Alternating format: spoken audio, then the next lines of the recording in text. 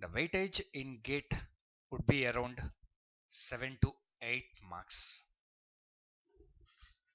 Take the syllabus. It consists of total 7 concepts: ER model, SQL, relational algebra and calculus, normalization, transaction management, concurrency control, and the last one is file organization and indexing. If we take the important concepts, from these two concepts we'll get around 2 marks. From the other two you'll get for another 2 marks.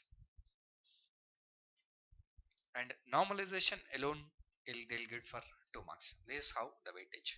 Another 1 mark or 2 marks may come from the other concepts. So this being the theory subject, it's very easy to secure the complete marks. That is 7 out of 7 is always possible. So guys, please focus on the concept. Let's start the knowledge transfer. As we'll be comfortable with SQL, let's start the SQL first. Under SQL, these are the 17 concepts to be covered. Let's start with the first one. Understanding the basics of table. What is a table? Table is called as set of rows and columns in your language.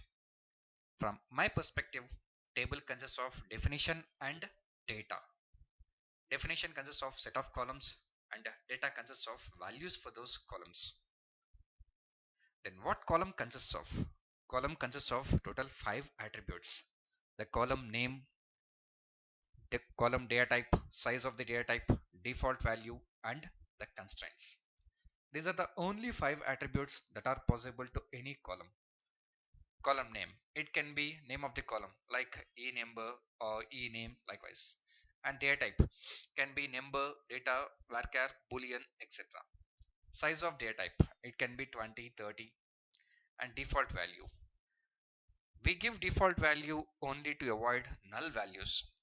If there is no default value, the original default value will be null. In order to avoid that, we give default values. And the most important one is the constraints. Totally there are 5 constraints available: not null, unique, primary key, check, and foreign key constraints. These constraints represent the business rules. So we must have good understanding about all the five key points. Please listen carefully. Null is uninitialized, unknown, and inapplicable value. It's not known. Null is simply equal to nothing. Null is simply equal to nothing. Null is neither 0 nor blank space. For arithmetic operations, for addition, please don't consider null as 0. For multiplication operations, don't consider null as 1. Null is nothing. Any arithmetic operation with null is always null. That is 10 plus null is equal to null. And 10 into null is equal to null. Any arithmetic operation on null is always null. And moreover, no two null values are identical. All nulls are different from each other. And the final and the most important thing is, there is a difference between mathematics and SQL. Mathematics follows one strategy and SQL follows a different strategy. In mathematics, the result of any condition will be only 2 possibilities, either true or false. Finally, the true rows will be displayed, false will be eliminated. Whereas in SQL, the result of any condition will have 3 values. We know true, we know false. The most important is unknown. When it happens, whenever you encounter value as null, we cannot say whether the condition is true or false. So the obvious option is unknown. Finally, the true will be shown, false will be eliminated, and unknown will be eliminated. It is the most important point. Please go through all 5 points at a stretch. Null is uninitialized, unknown, and inapplicable. Null is neither 0 nor blank space. Any arithmetic operation on null is always null. No two nulls are identical. And the key point is, there is a vast difference and massive difference between mathematics and SQL. In mathematics, the result of any condition will have only 2 possibilities, either true or false. But whereas in SQL, we have the third possibility called as unknown. Whenever the value is null, that possibility will become unknown because we don't know whether it is true or false. To have better understanding, let's solve few queries on null. Let's solve the previous gate question. Please go through the question. I'll explain the question. Just please go through the question.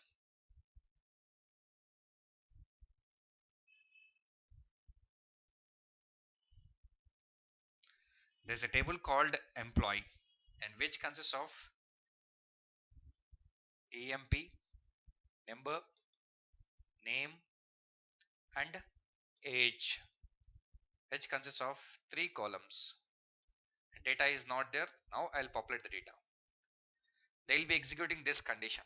It is age less than or equal to 28 or age greater than or equal to 28 or condition.